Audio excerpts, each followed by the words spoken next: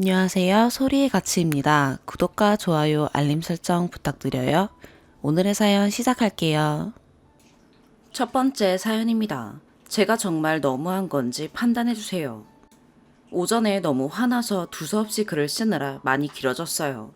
글 보시고 제 남편을 이해할 수 있는 상황인지 댓글 부탁드려요. 연애 때는 전혀 몰랐습니다.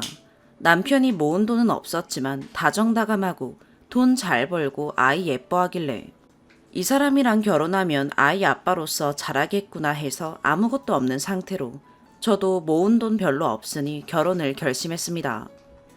양가 지원 없었고 1.5룸 월세로 시작해 결혼 7년 차입니다.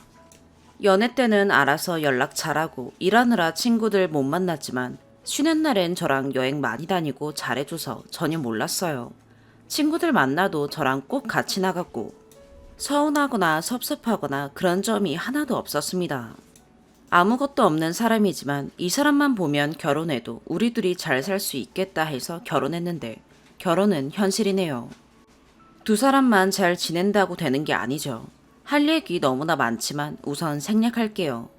결혼 초반부터 가장 많이 싸웠던 이유가 연락 문제입니다. 친구들 만나는 건 좋은데 친구들을 만나거나 하면 연락이 안 됐어요. 늦으면 늦는다 연락을 해줘야 기다리지 않는데 연락 자체가 안 됐습니다. 오랜만에 만나서 신나나 보다 라고 생각하며 저도 술을 좋아하는 편이고 이해해서 12시 전까지는 연락을 잘 안 합니다. 12시가 지나도 안 오길래 톡해서 어디냐 물어봤는데 바로 답장이 안 오길래 전화했어요. 제가 먼저 물어봐야 연락이 되는 편입니다. 연락 안 된 날이 많아요. 신혼 때 가장 많이 싸운 이유가 연락 문제랑 동호회 문제가 있는데 동호회는 지금 안 하니 이것도 생략할게요. 근데 애 낳고 동호회 2번 갔습니다. 이것도 제가 아주 나중에 알게 되었고 제가 아는 2번 외에도 더 있을 것 같다는 생각이 듭니다. 결혼 7년 차인 지금도 늦으면 늦는다 연락을 안 해서 항상 제가 먼저 어디냐, 늦냐, 술 먹냐, 밥 먹냐 물어봐야 대답합니다. 요즘은 술만 먹으면 술 취해서 연락 두절되는 게 다반사입니다.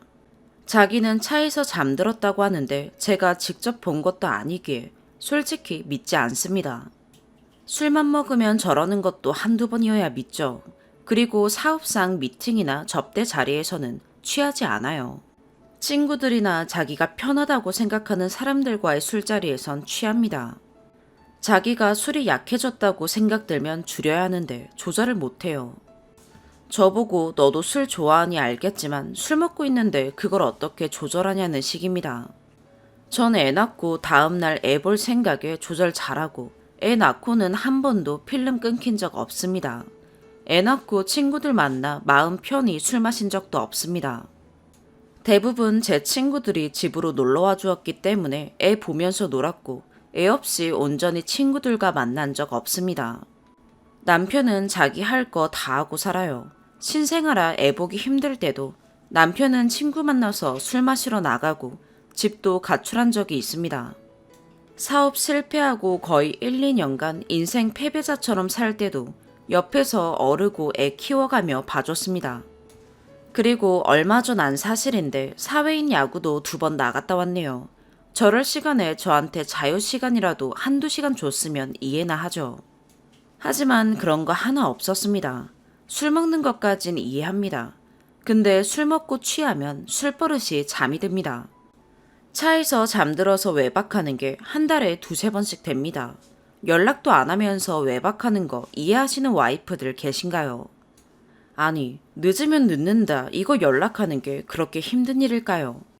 얼마 전 싸우면서 이거 하나 못 지키냐 했더니 내가 너한테까지 보고해야 하는 거냐면서 화내는데 전 가정이 있는 사람이라면 집에서 기다릴 사람에게 당연한 일이라 생각하는 연락을 상사에게 보고하는 것과 같은 급으로 생각했다는 거에 놀랬고 지금은 같이 살 생각이 없어졌습니다. 연락 문제 외에도 제 명의로 사업하다 망해 제 앞으로만 빚이 3, 4억가량 있고 어린아이 키우면서 육아에 도움도 안 되고 집안일도 안 하고 돈도 번 지 이제 얼마 안 되었고 돈 번다 해도 갖다 주는 게 50 될까 말까입니다. 생활이 되냐 싶겠지만 제 나름대로 하는 게 있고 아이 지원비와 용품들 팔아 생활비에 보태며 살았습니다. 진짜 7년 동안 많은 일들이 있었지만 가장 최근에 싸운 일로 한번 여쭐게요. 남편의 친한 친구 A라 할게요. A의 아이가 아파서 병원에 있었고 거의 못 산다고 봐야 했던 상황이었습니다. 호흡기에 의지한 채 있는 상태였어요. 저 또한 아는 사람이기에 아이도 불쌍하고 남편 친구도 힘들겠다 생각했습니다. 이런 거 이해 못할 성격도 아닌데 저한테 말하면 싫어할 것 같다는 이유로 오직 자기만의 생각으로 말도 안 한 채 A랑 술을 먹었습니다. 술 먹은 건 나중에 제가 남편 핸드폰에서 사진 옮기다 알았고 그날 저랑 나눈 카톡 보니 사업상 접대일이 있어 갔다 오겠다 했습니다. 거짓말이 날이 갈수록 늘어나네요. 이 사실을 알고 화가 났지만 얘기 안 하고 우선은 넘어갔습니다. 그리고 일주일 후 또 A랑 술을 마셨는데 당연히 저한텐 말도 안 했고 이날 늦는다 뭐한다 말도 없이 그냥 연락 두절에 외박했습니다. 다음 날 생일은 아니고 아이 기념일에 남편 백신 접종 날이었는데 술이 만취가 되어서는 차에서 대리 부르고 잠이 들었답니다. 내가 어떻게 그 말을 믿냐, 누구랑 있었냐 물으니 그제서야 A랑 술 먹었고 대리 부른 내역도 보여주는데 술 냄새가 진동하더라고요. 남편이 건장한 체격이라 술을 아무리 마셔도 저렇게 술 냄새가 진동할 정도로 숙취가 있는 사람이 아니다 보니 어제는 정말 많이 마셨구나 하고 넘어갔습니다. 그리고 일주일 조금 넘어 또 A랑 술을 마셨습니다. 물론 이날도 연락 두절이었고요. 이날이 추석 연휴 전날이었고 자기가 아이 오후에 보겠다고 한 날인데 갑자기 나간 데서 어디 가냐 물어보니 A 친구를 만나러 간 데서 만나되 술 먹지 말고 일찍 들어와 라고 얘기했는데 술 먹고 또 연락 두절이 됐습니다. A만 만나면 연락 두절에 분명 일찍 오라고 말했는데 대답도 없고 매번 능구렁이 마냥 나가서 술 마시고 연락 안 되고 자기 혼자만 매번 자유롭게 사는 한량 같은 남편이 괘씸해 너무 화나서 7년 만에 처음으로 비밀번호 바꾸고 문 안 열어줬습니다. 이날 문 안 열어줘서 차에서 잤다네요. 그렇게 친구는 생각하고 위로해주면서 제가 아이 낳고 힘들어하는 동안 단 한 번도 저를 위로해주거나 저를 위한 시간을 갖게 한다던가 그런 거 하나 없던 사람이 자기 친구를 위해서는 친구가 부르면 한 걸음에 달려가더군요. 자식을 떠나보내는 걸 앞둔 사람이랑 비교할 건 아니지만 전 지금까지 쌓인 섭섭함과 원망이 극에 달았습니다. 그래서 비번도 바꾼 거고요. 근데 남편은 자기가 뭘 그렇게 큰 잘못을 했다고 이러는지 모르겠다고 큰소리치고 미안한 마음 일절 없었어요. 시댁에 남편이 맨날 술 먹고 외박 이런 거 저도 말해봤죠. 달라지는 거 하나 없더라고요. 왜냐면 시아버지가 지금도 그러시거든요. 제가 남편과 살면서 사람은 자라온 환경은 절대 무시 못하는구나를 정말 많이 느꼈어요. 제발 사랑받고 자란 사람 꼭 만나세요. 추석 연휴 사실 시댁도 가고 싶지 않았습니다. 그래도 예의상 가야 하겠다 싶어 추석 당일날 오후에 같이 방문했고 제가 시댁에 갔으니 당연히 풀렸을 거라 생각한 듯 합니다. 그리고 또 일주일 후쯤 친구 A의 아이가 세상을 떠났습니다. 당연히 장례식장은 도와주는 거 이해합니다. 그런데 지금까지 저랑 아이를 위해서 시간을 뺄 수 없다고 자기가 시간을 빼면 돈은 누가 버냐며 큰소리치던 사람이 갑자기 오후 일정을 다 빼곤 12시부터 새벽 1시까지 A랑 같이 있었습니다. 화장해서 6시쯤 다 끝난 걸로 알고 있어요. 제가 하도 연락이 없어 어디냐고 하니 아직 장례식장이라길래 그런가 보다 했는데 계속 연락이 없어 연락하니 8시쯤 이제 A집 근처에 도착했고 밥 먹고 들어간다고 하더라고요. 그 이후부터 연락 없고 새벽 1시 다 되어서 들어왔습니다. 이날 쌓였던 것도 있고 해서 장문으로 카톡 보냈더니 이날 싸우면서 하던 말이 만에 하나 저희 부모님 중 누구 돌아가시면 장지가 누구냐. 당연히 나인데 내 친구들이 다 도와주는 거다. 라며 큰 소리 내면서 이런 거 하나 이해 못하냐 하는데 제가 장례식을 가본 적이 한 손에 꼽을 정도로 적다 보니 자기가 친구랑 같이 있는 걸 이해 못한다는 식으로 얘기하는데 이게 제가 화난 부분과 맞다고 생각하시나요? 이렇게 자기 혼자서 뜨끔하거나 찔리는 일이 있으면 일을 더 크게 만드는 습관이 있는데 이제 와서 생각하면 일부러 저랑 싸우고 더 놀다 들어오고 싶은 마음도 있었던 것 같아요. 저랑 싸우고 나면 제가 화나서 연락 안 하니 시간 구애 없이 놀 수 있으니까요. 친구가 남편만 있는 것도 아니고 이번 달만 몇 번째인지 저랑 아이 생각은 하는지 이것도 의문이에요. 그리고 이제 와서 자기가 애 키울 테니 저보고 일하라는데 어이가 없더라고요. 애 모유 먹일 때도 사업 때문에 지방 출장 많이 가서 혼자서 다 키웠어요. 돈 없어서 도움이 안 썼거든요. 지금도 새벽에 종종 깨는 아이 옆에서 악을 쓰며 울어도 못 듣는 인간이 애를 볼 테니 저보고 나가서 돈 벌래요. 솔직히 제가 돈 번다고 하고 저도 2년간 친구들 만나고 술 얻어먹고 애 없을 때처럼 살고 싶어요. 근데 저마저 그러고 다니면 우리 아이가 너무 불쌍하잖아요. 전 가정이 있는 아빠라면 가족부터 생각해야 한다고 생각해요. 일찍 아이를 잃은 A 친구가 안 되었지만 지금 저도 우울증에 정신적으로 온전치 않은 상태인데 자기 친구만 알뜰히 살뜰히 챙기는 남편이 이해가 안 갑니다. 저랑 아이한테 잘하면서 저렇게 친구를 챙기면 이해할 수 있죠. 주변에선 다 남편이 다정다감하고 아빠로서 잘하지 않냐는 식인데 전부 다 가식이에요. 저도 이제야 실체를 알았듯이 그냥 생활 습관부터가 가식이었어요. 그리고 저렇게 친구들 만나 술 마실 시간에 집에 일찍 와서 아이랑 놀아주면 어디가 잘못되나요? 제왕절개 수술한 다음 날에 수술한 부위가 누가 불칼로 쓱쓱 긋는 것 같이 아프다 하니 수술 안 해봤냐며 자기 다리 수술한 거랑 비교하는 남편 보고 어떻게 자기 애 낳은 사람한테 이런 말을 하지? 하고 그때부터 이상했는데 지금 생각해보면 평소에 하던 말들이 이제서야 눈에 들어옵니다. 자기가 어릴 때 부모님이 일하시느라 집에서 혼자 커서인지 아이는 낳기만 하면 아이 혼자서 크는 거다 라는 말을 자주 했는데 그게 이런 뜻인지 정말 몰랐네요. 거기다 오늘 아침에 안 사실인데 전날 싸우고 냉정 상태인데 다음날 웬일로 평소보다 일찍 들어오길래 웬일인가 했더니 친구 A 만나서 지가 맛있는 거 사주고 왔더라고요. 이번에도 저한테 말도 없이요. 저한테 안 걸리려고 일찍 만나서 일찍 술 먹고 들어왔다는 거에 더 화가 나네요. 저번에 찍은 사진들 보내려고 핸드폰 보다가 알았습니다. 이런 일들이 한두 번이 아니다 보니 제가 알게 되어 싸운 일보다 더 많을 거라 생각되고 매번 미안하다는 말도 이젠 지겹고 말뿐인 사과, 진짜 미안한 건지나 알고 싶어요. 그냥 할 말이 없으니 미안하다 하는 걸까요? 참고로 아이는 이뻐해요. 근데 이뻐만 해요. 무슨 말인지 아시죠? 남편의 애 케어는 아침에 일어나서 우유 먹고 잠깐 노는 30분 그게 다입니다. 하루 통틀어서요. 전 지금도 아이랑 같이 있으면 화장실도 못 갑니다. 정말 경제적인 상황 아니면 이혼하고 싶습니다. 말만 이혼이 아닌 진심이에요. 이혼하면 양육비는커녕 친정에 빌린 빚들로 나몰라라 할 인간이라 같이 살 뿐입니다. 추가. 말하는 말투 때문에도 남편과 대화하기가 싫어요.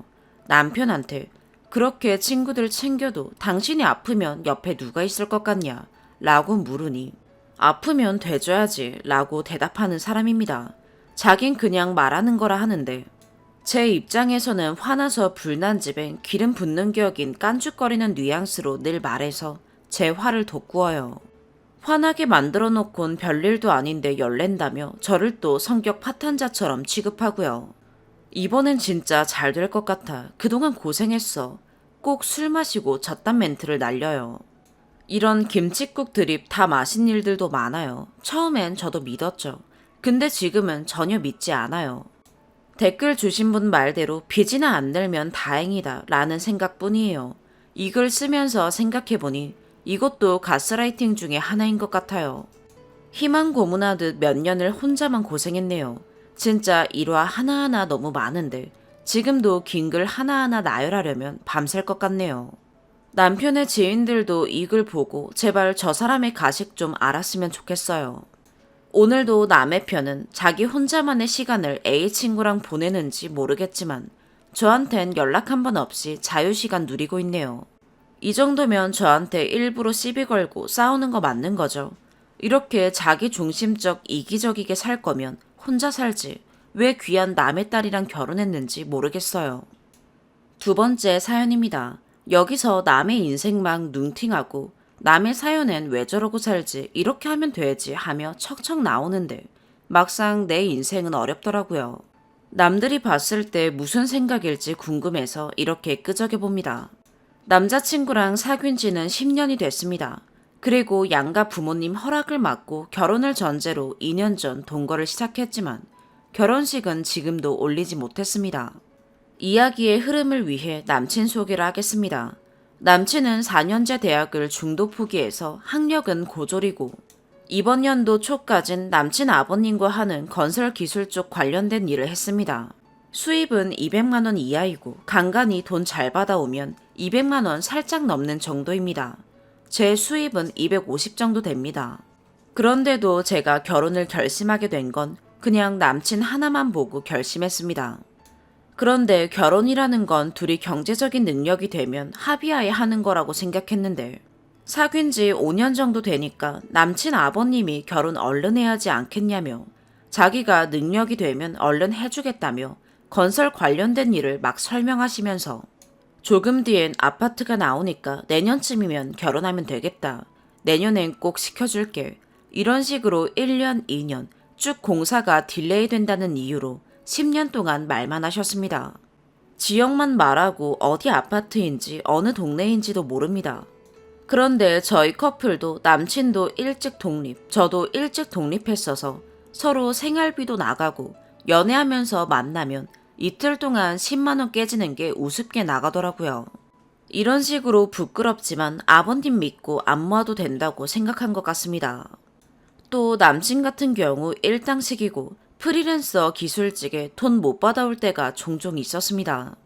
예산을 정해놓고 쓰기에 굉장히 어려웠죠. 밥도 먹이고 옷도 사주고 연애는 거의 제 돈으로 했습니다. 제가 안 사주면 계절별로 단벌 신사급이었거든요. 근데 제가 올해는 엄청 힘들었습니다.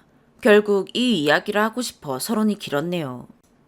때는 동거전 겨울 1월 아버님이 남친한테 큰일이 들어왔는데 4월이나 늦으면 6월부터 들어가고 남친한텐 한 600은 가져갈 거라고 하더라고요.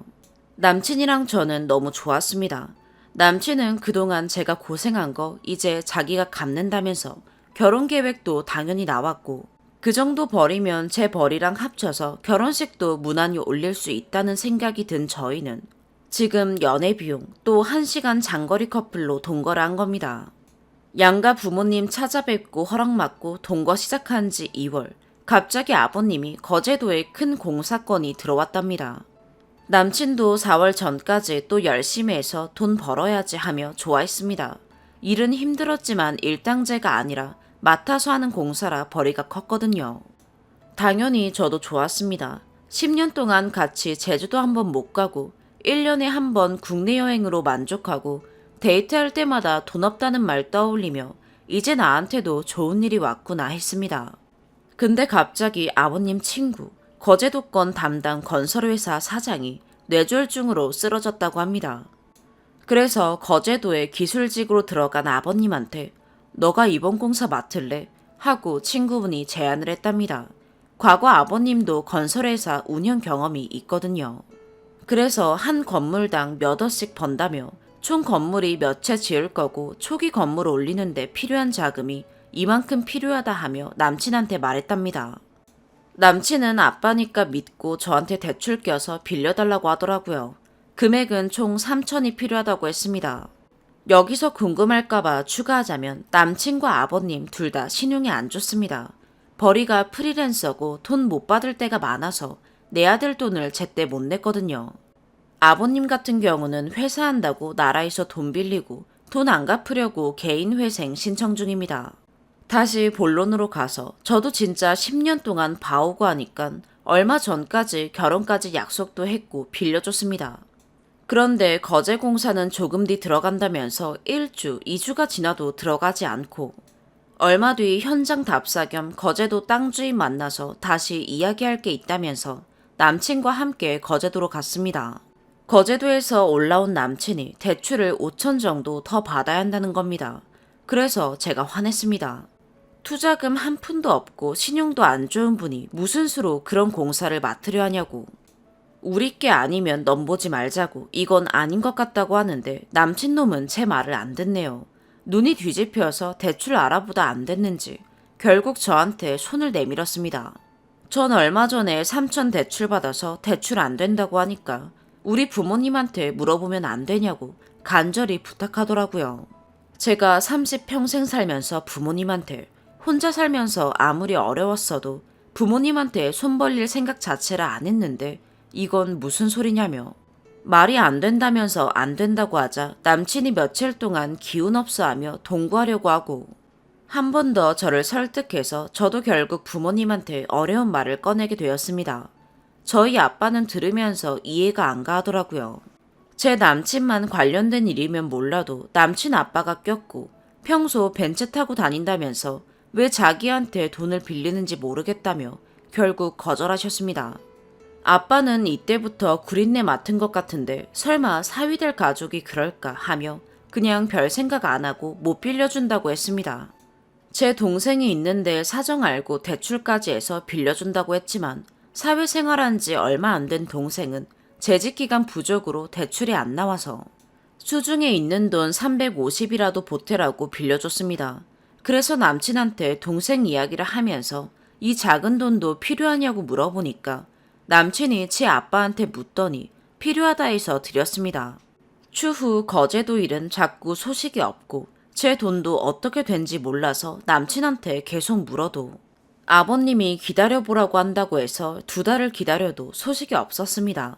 전화하는 거 들어보면 기다리라고 화냈고요. 아니면 무미건조한 말로 답했습니다. 마지막에 또 8월까지 기다려야 한다고.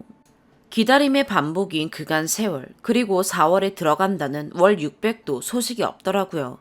결국 참다 못한 제가 아버님한테 전화를 걸었습니다.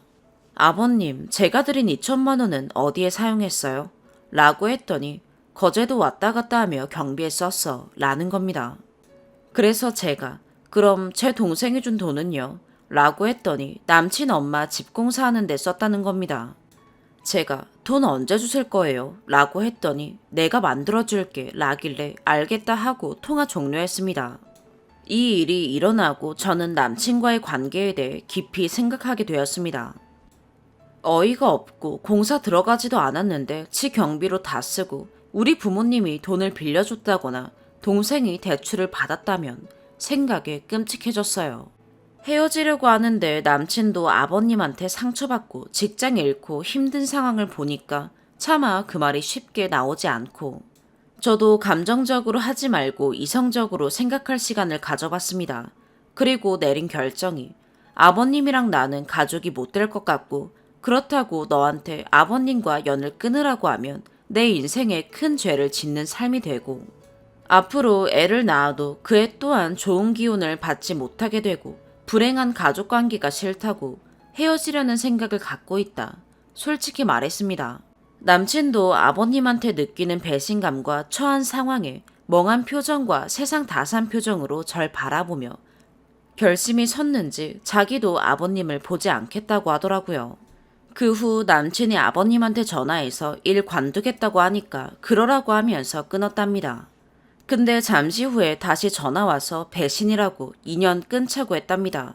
남친은 그냥 그 일을 안 한다고 한 것 뿐인데 그런 거 보고 있자니 남친도 참 불쌍하고 저도 힘이 듭니다. 사람 버리는 거 아니다 이 한 구절 생각하고 다시 일어서려고 했고 추후에 어머님한테 이 사실을 알리니까 엄청 속상해 하시더라고요. 그게 사람 새끼냐고 소송하라고 당장 전화하려는 걸 제가 말렸습니다. 우리 잘해보려고 하고 있고 그 돈은 효도한 셈 치고 이제 안 볼 거라고.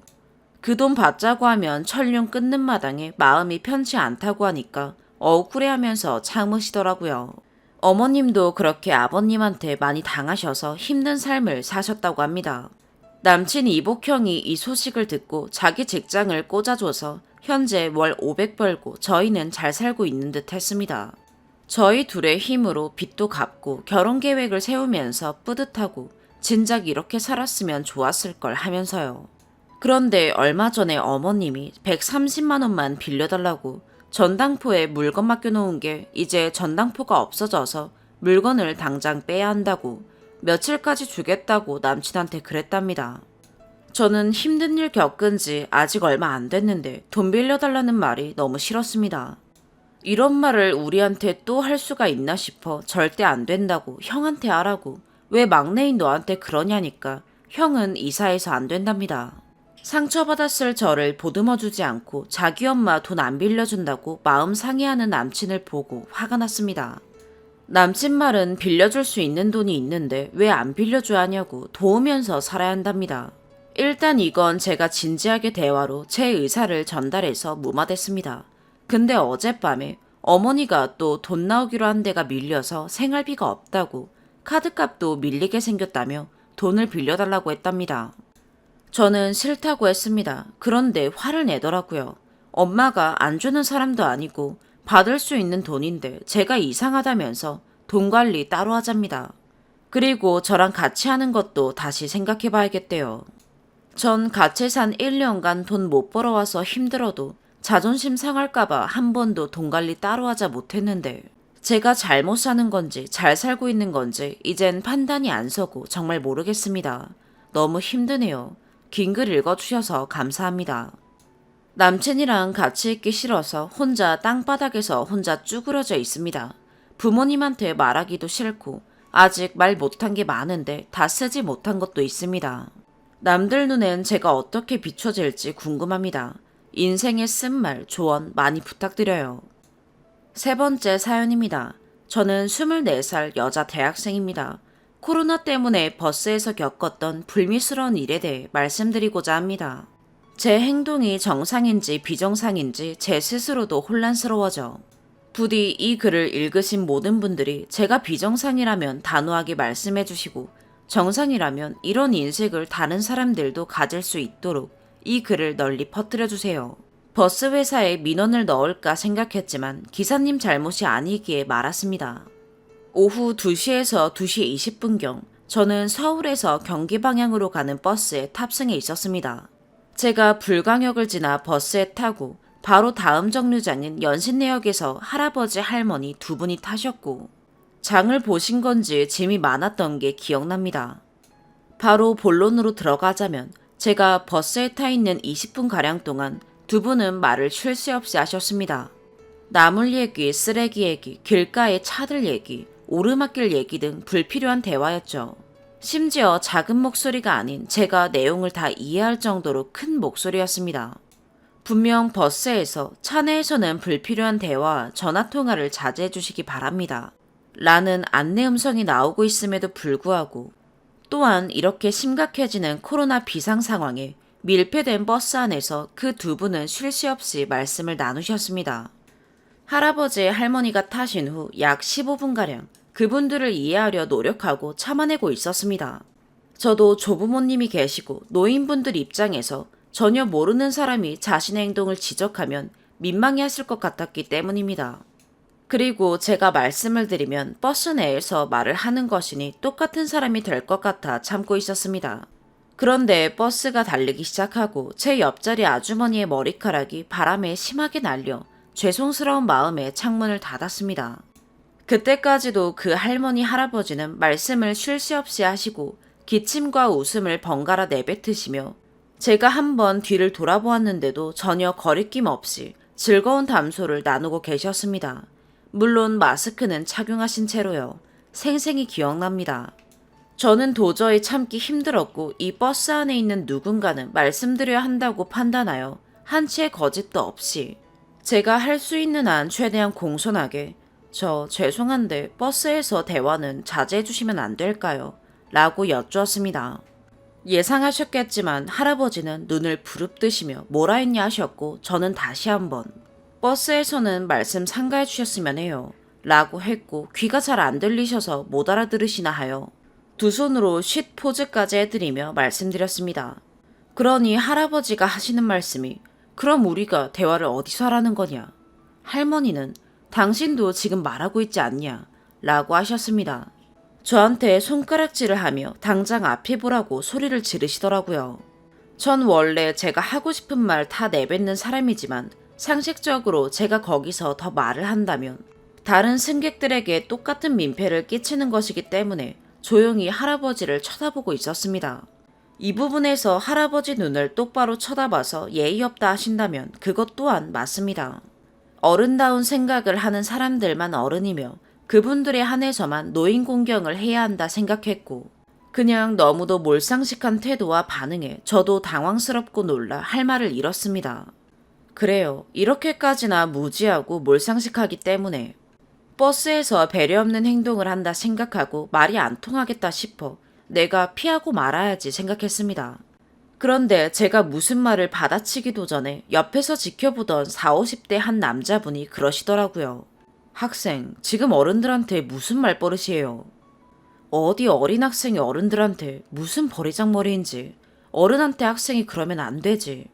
학생이 듣기 싫으면 학생이 앞만 보고 가면 되는 거지. 굳이 어른한테 뭐 하는 거예요? 아주 그냥 할아버지 할머니 편에 서서 저에게 저런 말들을 계속 하셨습니다. 할아버지는 누가 자기 편을 들어주니 더 목소리가 커져서는 앞에나 보라고 하시고 할머니는 옆에서 아이고 깜짝 놀랐네 나는 너무 놀랬어 이러면서 상황이 마무리되었습니다. 제가 무슨 대화 내용이 듣기 싫어서 그랬나요? 왜 이리 다들 코로나에 대한 경각심이 없으신지. 어른이고 학생이고 지금 내 목숨도 모자라 내 가족의 안위와 직결된 사안에 있어서 그게 무슨 대수인가요? 이런 문제에 대해서도 노인 공경이 우선이 되어야 하나요? 이렇게 말하면 너무 극단적이지만 내 가족보다 노인 공경이 우선인가요? 길거리에서 대화할 수 있습니다. 식당에서 밥 먹을 때 마스크 벗을 수 있습니다. 버스에서 중요한 통화라면 조용히 하세요. 다 이해합니다. 이해해야죠. 사람 사는 건데 어쩌겠어요. 그런데 불필요한 얘기를 굳이 버스에서 해야 하나요? 매일매일 대중교통을 이용하고 있는데 제가 불쾌하고 이렇게까지 참을 수 없었던 건 처음이었습니다. 정말 필요한 대화였다면 대중교통 이용하다 보면 숱하게 마주치는 상황이었기 때문에 신경도 안 썼을 것입니다. 상황이 끝나자마자 공교롭게도 마침 안내 음성이 나오더라고요. 불필요한 대화와 전화통화는 자제해 주시기 바랍니다. 그 이후로 입 꾹 닫으시고 아무 말 안 하시더라고요. 너무도 화가 나서 하고 싶은 말은 많은데 말하는 것조차 민폐인지라 참으면서 얼굴이 새빨개지고 억울함에 눈물만 뚝뚝 떨어졌습니다. 결국 그분들한테 대놓고 욕을 할 순 없으니 전 다시 앞을 보고 앉아 중얼중얼 욕 한마디 했죠. 다 같이 빨리 뒤지고 싶어서 환장했나 하고 불결한 공간에 더 이상 있고 싶지 않아 바로 다음 정류장에서 내렸습니다. 어른에게 이런 말을 처음 해보고 생전 이런 모욕은 처음 당해봐 너무도 당황스럽고 아직도 억울함에 손이 떨립니다. 마스크 쓴다고 100% 막을 수 있는 거 아닙니다. 모두가 조심해도 모자란 이런 상황에서 정말 이 정도의 사소한 배려도 서로 못해주는 건가요? 카페 가서 마스크 쓰고 얘기하세요. 카페에서 코로나 터져서 걸리면 간 사람 책임이잖아요. 그런데 대중교통은 탄 사람 잘못이 아니잖아요. 충분히 다들 예방할 수 있잖아요. 모든 사람이 자가용이 있지 않잖아요. 그 할아버지와 할머니 그리고 그 아저씨는 자신의 가족 중 하나가 코로나에 걸려도 이렇게 말할 수 있을까요? 왜 자신과 자신의 가족의 목숨이 위험할 수도 있는데 이렇게 아니란 생각을 가지고 있나요? 노인분들은 잘 모르실 수 있습니다. 무지한 것은 죄가 아니에요. 하지만 잘못을 지적하는 것에 대해 자신의 무식함을 당당하게 고집한다면 그건 죄예요. 저는 이렇게 생각합니다. 여러분, 제가 오지랖이 심했나요? 제가 한 말이 많이 불순했나요? 제 목숨과 제 가족 목숨이 달려있을지도 모르는 상황에서 더 공손하고 예의 발라야 하며 그저 어린 학생으로 취급받아야 마땅한 건가요? 위로든 조언이든 부탁드립니다. 쓴소리도 좋습니다. 정말 아무 말이라도 해주세요. 다만 저는 앞으로 제가 살아갈 사회에서 저보다 인생을 더 사신 어르신들을 제가 공경하고 존경할 수 있게 되었으면 좋겠습니다. 너무 길고 두서없는 글 죄송합니다. 끝까지 읽어주셔서 정말 감사합니다. 네 번째 사연입니다. 추석 명절은 잘 보내고 계신가요? 저는 점심때쯤 친정 와서 저녁 먹고 쉬는 중입니다. 몸은 쉬는 중인데 옳게 한마디로 마음은 영 어지러워서 익명으로라도 답답한 마음 올려봅니다. 일단 저희 집은 결혼하기 가장 꺼리는 신우 많은 집에 막내가 아들인 집입니다. 다행히 남동생도 결혼해서 잘 살고 있습니다. 간단히 저희 형제 소개하자면 저 포함해서 누나들 모두 결혼해서 각자 가정 꾸리고 나름 자리 잡고 부족하지 않게 살고 있습니다. 다들 맞벌이입니다. 여자 형제들이 우연찮게 다들 맏며느리이거나 외며느리이고요. 다행히 별나지 않은 시댁 만나서 평범하게 시댁이랑 큰 트러블 없이 지내고는 있지만 그래도 시댁은 시댁인지라 나름의 불만은 조금씩 있더라고요. 그래도 흉보기보다는 친정엄마한테 며느리 입장에서 시댁에서 이러니까 싫더라. 그러니 엄마는 올케한테 그러지 말아라 하면서 친정엄마가 시어머니 집 못하게 오히려 단속하는 입장입니다. 게다가 같은 맞벌이 부부인지라 남동생한테도 올케랑 같이 살림하고 육아하라고 잔소리합니다. 첫째가 같은 동네 살아서 부모님 케어 다 하고요. 딸들이 친정아버지 설득해서 남동생 결혼과 동시에 명절 차례도 없앴고요. 제사 때도 남동생만 부릅니다. 올케는 일하고 힘드니 애들이랑 집에 있으라고 합니다.